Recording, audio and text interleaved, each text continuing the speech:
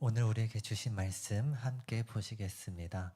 마태복음 25장 31절부터 46절까지 말씀, 신약성경 44면에 있습니다.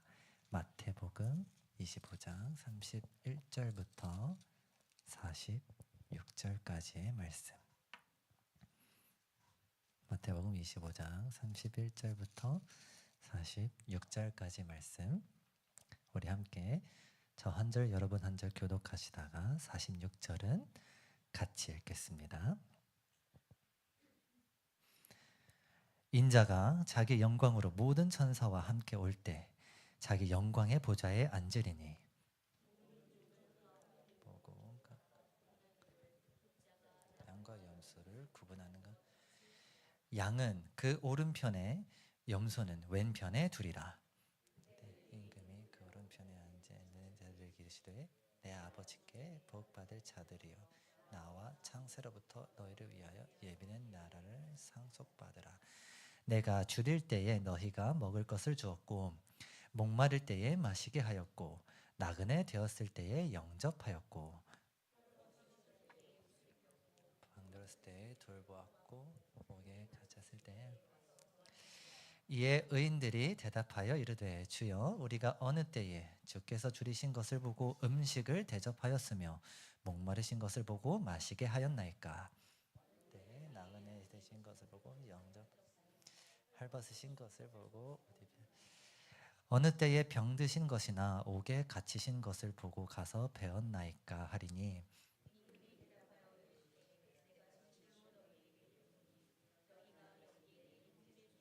지극히 작은 자 하나에게 한 것이 곧 내게 한 것이냐.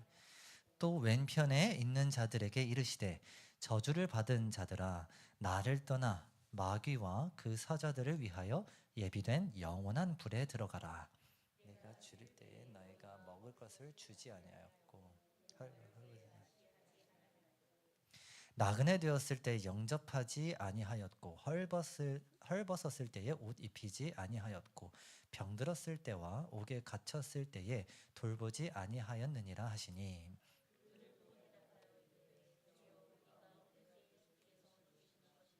목마르신 것이나 나는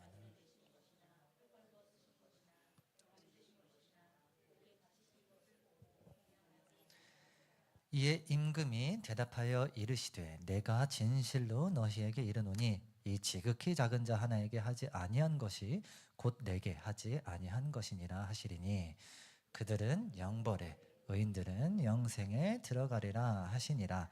아멘. 잠시 기도하겠습니다. 하나님, 말씀 앞에 섭니다. 전하는 자와 듣는 자 모두 주님의 은혜 안에 있게 하여 주시고 이 말씀을 통해서 우리가 새롭게 변화되는 시간 되게 하여 주시옵소서. 예수님의 이름으로 기도드립니다. 아멘. 자, 우리 함께 화면을 보시고 제목을 읽어보겠습니다. 시작. 네, 믿음과 행위의 관계. 신앙생활을 하실수록 사실은 고민이 되는 부분이라고 생각이 됩니다. 신앙생활뿐만 아니라 사실 일상생활에서도 이런 고민들을 더 많이 하죠. 예를 들어서 여러분 이런 말 종종 하시지 않습니까? 생각과 행동이 따로 논다. 이런 말들 종종 하시죠. 그런데 이게 우리의 그저 사소한 고민이 아니고요. 조금 공부를 해보니까요.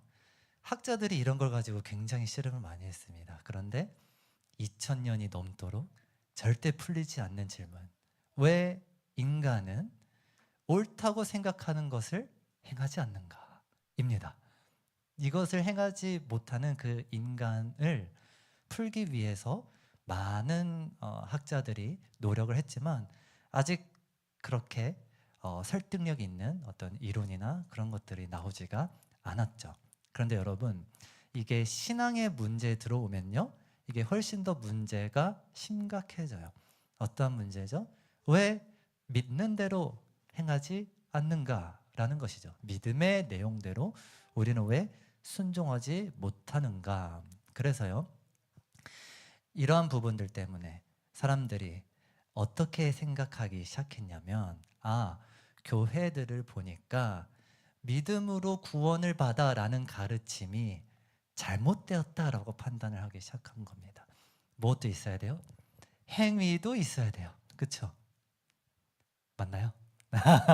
네, 행위도 있어야 돼요. 그래서 사람들이 구원에 있어서는 믿음뿐만 아니라 행위도 구원에 있어서 영향을 미쳐라고 생각하는 사람들이 늘어나기 시작했습니다. 심지어 이제 교회들이 믿음의 내용대로 행하지 못하는 모습들을 보고, 그래서 세상의 물매를 교회가 많이 맞는 것을 보고 교회 속에서 일어나는 가르침들이 도덕적인 설교 그리고 행위를 강조하는 설교, 그런 것들이 이렇게 많이 늘어나기 시작했죠. 그러면 여러분 한번 생각을 해봅시다. 행위가 구원에 영향을 미칠까요? 행위가 구원에 영향을 미칠까요?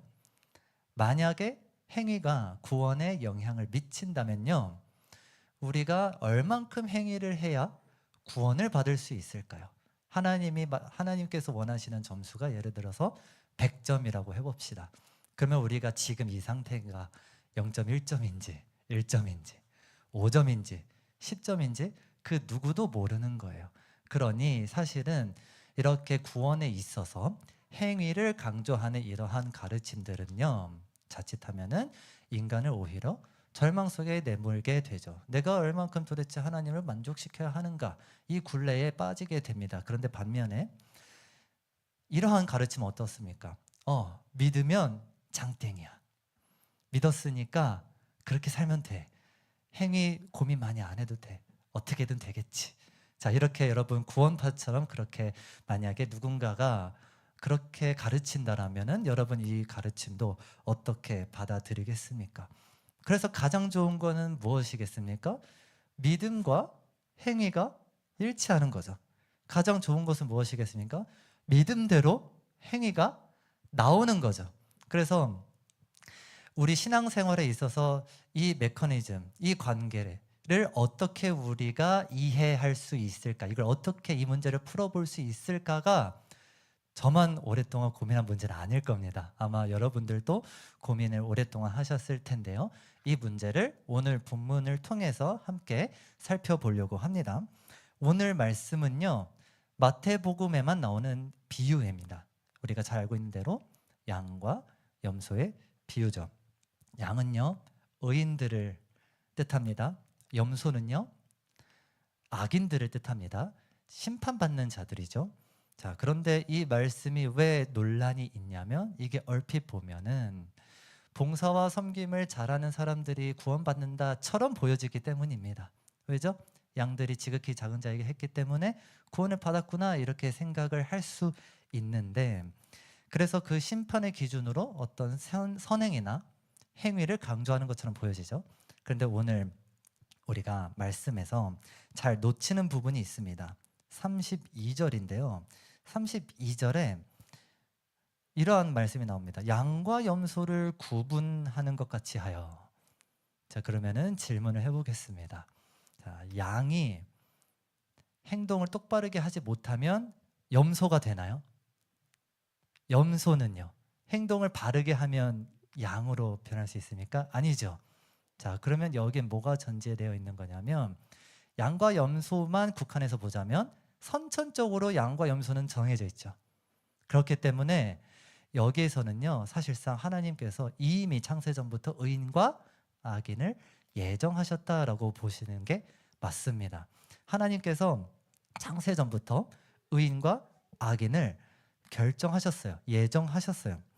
자, 그런데 여기서 또 이야기가 끝나게 되면 그러면 구원파인가, 이렇게 생각을 하겠죠. 자, 그래서 이제 행위가 어떤 메커니즘으로 이루어지는가를 볼 겁니다. 오늘 말씀은요, 사실 조금 작정하고 좀 준비했습니다. 따라오시면서 약간 개념 정리하듯이 여러분, 오늘 신앙생활에 있어서의 이렇게 기초가 되는 부분이니까요, 잘 따라오시면 감사하겠습니다. 자, 선택된 자가 먼저 나타나죠. 양이 먼저 나타납니다. 35절, 36절 한번 읽어볼게요. 35절, 36절 한번 말씀 잘 곱씹으시면서 읽으시기 바랍니다. 시작.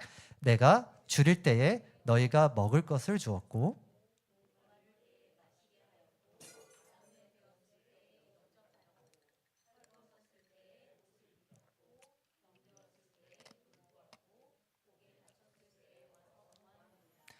자, 이 말씀을 보니까요. 임금이 보기에 양은 선행을 베푼 것 같습니다. 그렇죠? 선행을 베풀었던 거예요. 그런데 임금의 이러한 반응에 대하여 양들, 당사자죠? 양들의 반응이 이상합니다. 37절부터 39절까지 읽어보겠습니다. 시작. 이에 의인들이 대답하여 이르되 주여 우리가 어느 때에 주께서 줄이신 것을 보고 음식을 대접하였으며 목마르신 것을 보고 마시게 하였나이까? 어느 때에 나그네 되신 것을 보고 영접하였으며 헐벗으신 것을 보고 옷 입혔나이까?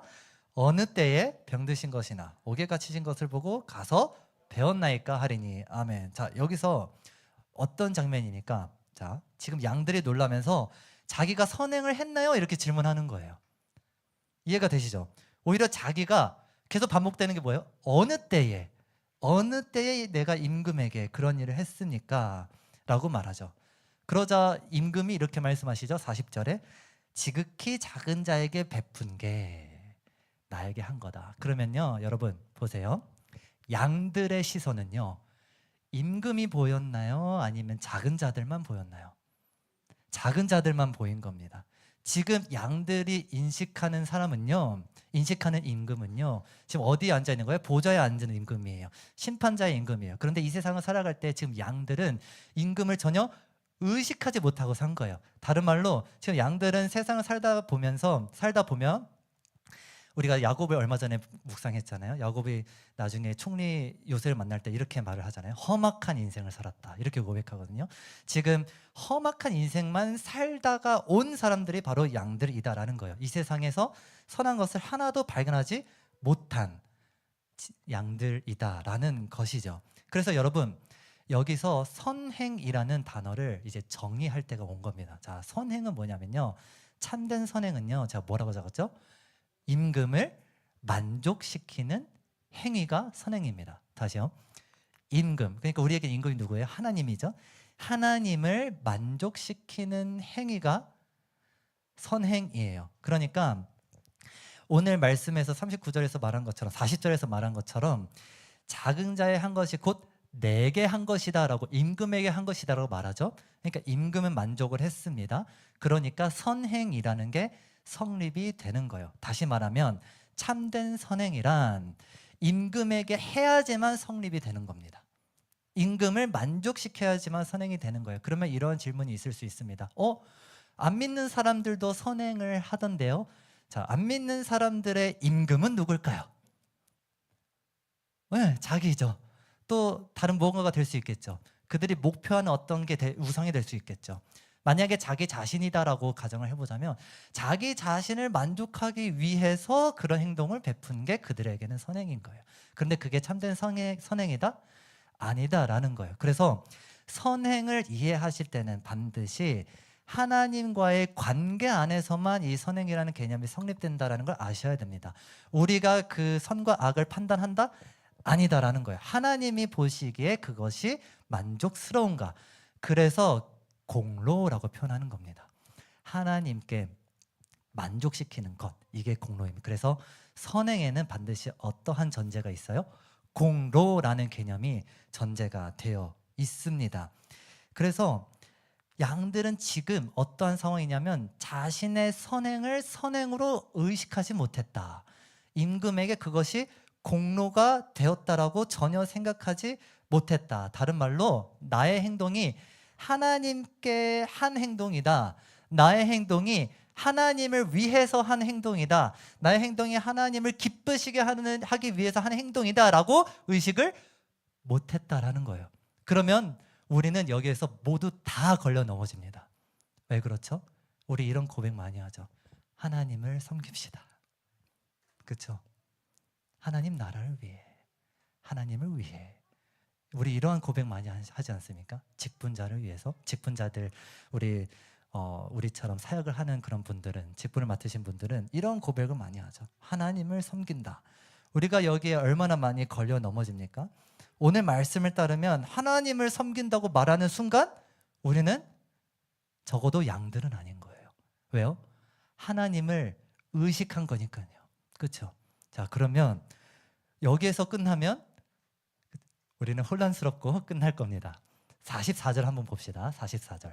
염소의 행동을 통해서 우리 이제 문제를 좀 풀어가 볼게요. 44절 함께 읽어봅시다. 그들도 준비 시작. 그들도 대답하여 이르되 주여 우리가 어느 때에 주께서 줄이신 것이나 목마르신 것이나 나그네 되신 것이나 헐벗으신 것이나 병드신 것이나 옥에 갇히신 것을 보고 공양하지 아니하더이까. 아멘. 자, 염소는 반대예요, 여러분. 인생을 살면서 계속 임금을 경험하면서 산 거예요. 염소가 오히려 반대입니다. 염소는 오히려 임금을 의식하면서 임금을 위해서 산 사람이 염소입니다. 염소가 지금 뭐라고 말합니까? 그 임금이 나그네였던 적, 헐벗었었던 적, 가난했던 적, 그런 걸 다 보고 아, 임금이 지금 이러한 모습을 있구나. 내가 그 임금을 위해서 섬겨야겠다. 이러한 마음으로 살다가 지금 염소가 심판대 앞에 서게 된 것이죠. 그래서 마치 이렇게 말하는 것 같습니다. 주님, 저는 주님이 원하는 것들을 다 행하면서 살았습니다. 특별히 주님께서 초라한 모습을 계시다는 것 다 알고 내가 지극히 낮은 자들을 다 섬기면서 살았는데, 봉사도 열심히 했는데, 사역도 열심히 했는데 왜 저는 구원을 받지 못합니까? 여러분, 성경적 지식이 많거나 또 교회에서 신앙생활을 오래 하거나 직분을 맡아도요, 또 하나님이 원하시는 일, 하나님이 기뻐하시는 일, 이게 뭔지 알고 그것을 위해서 행동하더라도요, 구원을 받지 못할 수도 있습니다. 왜냐하면 자신의 행위를 하나님께 하는, 하나님을 위해서 하는 행동으로 생각을 했기 때문이에요. 그래서 45절에 뭐라고 나와요? 지극히 작은 자 하나에게 하지 아니한 것. 다시 말해 임금에게 한 것, 임금에게 한 것이기 때문에 너는 심판을 받게 되는 거야. 이렇게 말씀하고 있는 거예요. 여러분, 만약에 정말로 작은 자에게 행동을 하잖아요. 그 작은 자가 무엇을 상징하니까? 헐벗은 자, 가난한 자, 이런 자잖아요. 그럼 작은 자에게 한다라는 것은 어떠한 보상도 기대하지 않고 행동했다라는 걸 말해요. 이해가 되시나요? 그 작은 자가 무엇을 줄 수가 있겠습니까? 가난한 사람이 줄 수가 없겠죠. 그런데 염소는 기대 심리가 있었던 거예요. 어떤 결과값을 기대하고 행동을 했던 것이죠. 이제 양과 염소의 차이를 정리해 볼게요. 양과 염소의 차이는요, 아마 표가 나와 있을 겁니다. 첫째, 양과 염소의 차이는 보는 세상이 다릅니다. 세상을 보는 관점이 달라요. 양에게는요, 작은 자들, 그러니까 세상의 험악한 밖에 보이지가 않습니다. 임금의 영광이 잘 나타나지 않아요, 양들의 인식에는. 자, 그런데 염소는요, 임금을 의식했어요. 임금을 의식했어요. 그리고 두 번째, 양들은요, 보상 심리가 없었습니다. 양들은 작은 자들한테 했던 그 양들은요, 자기 자신의 행동을 공로로 의식하지 못했고, 염소는 임금을 목적으로 행동을 했기 때문에 보상을 기대하고 행동하는 선행으로 인식했다라는 거예요. 염소는요, 하나님보다 앞서서 자기 자신의 행동을 선행이라고 판단했습니다. 자신의 행동이 임금의 마음에 들 것이다 라고 생각을 했던 겁니다. 여러분, 예수님을 잘 믿는 그런 진정한 의인은요, 양들처럼 자기 안에서도 그렇고요, 또는 세상을 바라볼 때도 그렇고요, 여러분 이거 중요합니다. 어떠한 선도 발견하지 못합니다. 이게 의인입니다. 자기 안의 선, 또는 우리가 살아갈 때의 선, 어떠한 선도 발견할 수 없는 게 양들, 의인들의 마음이에요. 그래서 양들은 자신이 하나님 말씀에 제대로 순종했다고 생각하지 못하는 사람들입니다. 선행을 선행으로 의식하지 못하고, 마치 오른손이 하는 일을 왼손이 모르듯이 하는 자들이 양들인 거죠. 근데 여기서 오른손이 하는 것을 왼손이 모른다, 이게 무슨 뜻인지 아십니까? 단순히 선행을 몰래 하라는 뜻이 아니에요. 나한테도 선이 발견되지 못하고 세상에서도 선이 발견되지 못하니 나의 행동에 있어서 세상이 나를 선한 행동을 한다라고 인정해 줄 수가 있을까요? 세상이 선하지가 않는데 없는 거예요. 그러니까 어떠한 기대도 없는 거예요. 양들은 거의 본성에 따라 그저 행동을 한 것일 뿐이죠. 그래서 여러분, 우리가 봉사하거나 사역할 때 세상의 반응을 우리가 선제적으로 의식해서도 안 되는 거예요. 또 이것이 마치 하나님의 만족에 들 것이다 라고 생각을 해서도 안 되는 겁니다. 여러분, 우리가 도대체 얼마나 겸손해야 되는지, 얼마나 우리가 깨져야 되는지 이 말씀을 통해서 감이 오십니까? 우리가 섬길 기회가 있거나 선행을 베풀 기회가 있어서 베풀게 되면 우리는 막연하게 하나님께서 기뻐하시겠지, 이러한 생각이 찰나에라도 지나가기 마련이죠. 그리고 또 여러분, 만약에 누군가가 봉사의 자리가 필요합니다. 그래서 누군가에게 권면을 하죠. 봉사해야지, 교회를 위해서, 하나님을 위해서 좀 섬겨야지, 이런 말도 여러분, 여기에서는 저촉이 되는 거예요. 이렇게 사실 남의 행위를 비판하는 그런 행위에는요, 내가 적어도 어떤 특정한 부분에서만큼은 선한 것이 있다라고 상대주의적인 어떤 그런 우월감이 있기 때문에 그러한 말을 하는 것입니다. 여러분, 그런데요, 하나님 입장에서는요, 어떠한 선행도 없습니다. 하나님 입장에서는 그 어떤 의인도 존재하지 않습니다. 왜죠? 우리는 죄인이라서요. 그러면 어떠한 선행도 필요하지 않다는 걸까요? 봉사와 섬김을 하지 말라는 걸까요? 그런 것이 소용없다는 것일까요? 그렇지 않습니다. 오히려 더 해야 합니다. 오히려 봉사, 섬김을 더 해야 돼요. 그러면 하나님을 의식하지 말아야 되는데 왜 봉사와 섬김을 해야 됩니까? 제가 저번 주에도 말씀드렸어요. 그걸 해야 나한테 선함이 없구나라는 걸 압니다. 봉사를 해야, 선행을 해야, 그리고 섬김을 해야, 주일학교 교사를 해야, 식당 봉사를 해야, 예배팀을 섬겨야 나한테 선함이 없다는 걸 그때 깨달아요. 근데 만약에 그렇게 하지 않는다 그러면은 그런 것조차 의식하지 못하고 염소처럼 살게 될 수도 있습니다. 왜 봉사와 섬김, 교회를 섬기는 것을 통해서 나의 악함을 어떻게 발견합니까? 나한테 그런 마음이 있어요, 없어요? 없습니다. 그런데 겉으로는 뭘 하고 있는 거예요? 어떻게 보면은 착한 척을 하고 있는 거예요. 그렇죠? 선행을 하고 있는 거예요. 그러면 내 마음과 내 행동이 일치됩니까? 아니죠. 그렇기 때문에 내 안에서의 더 많은 씨름과 내 안에서의 더 많은 나의 죄로 인한 실망과 절망과 고민들, 번뇌들이 더 생기기 마련이죠.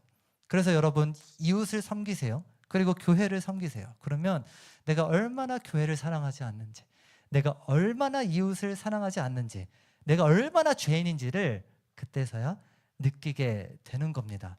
우리는 겉으로는 하나님을 지향하지만 속사람으로는 그렇지 못한 모습이 보이죠. 그러면은 그런 사람이 여러분 정말 그리스도인입니까?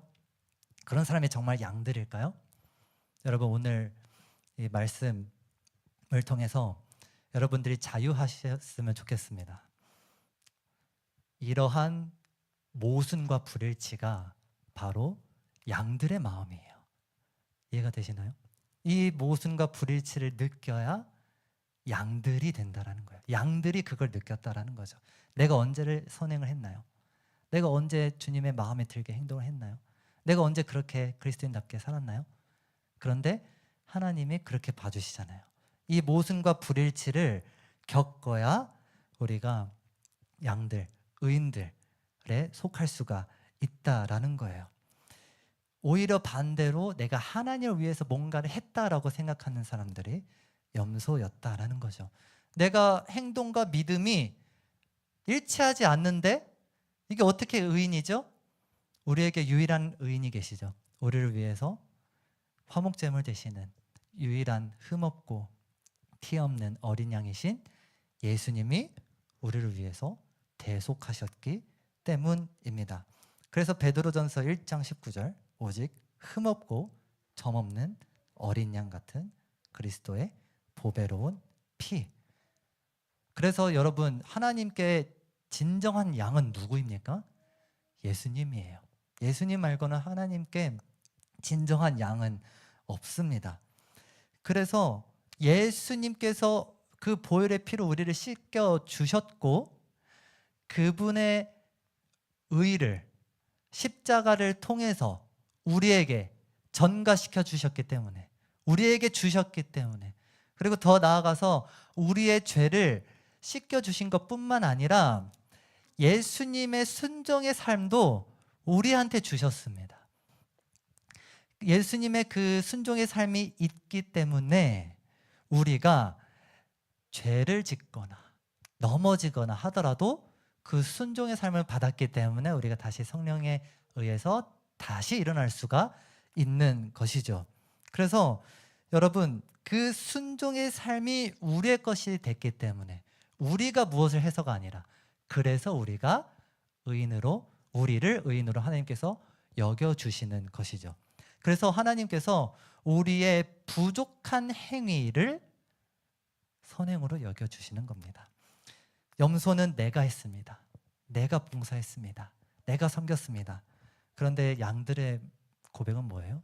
난 아무것도 못했습니다. 아무것도 안 했습니다. 오직 예수님이 하셨습니다. 이렇게 고백할 수가 있는 것이죠. 그러면 첫 번째 질문으로 돌아와 보겠습니다. 믿음과 행위의 관계, 어떻게 이해할 수 있을까요? 역설적이게도 내 믿음과 내 행위의 불일치를 발견해야 됩니다. 이게 오늘 결론입니다. 믿음과 행위의 불일치를 발견해야 합니다. 그래서 그 다음에 믿음과 행위의 일치를 이룰 수가 있는 거예요. 내가 얼마나 믿음대로 살지 못하는지를 계속 대면하고 직면하고 경험해야 누구만 필요하다는 고백이 나와요?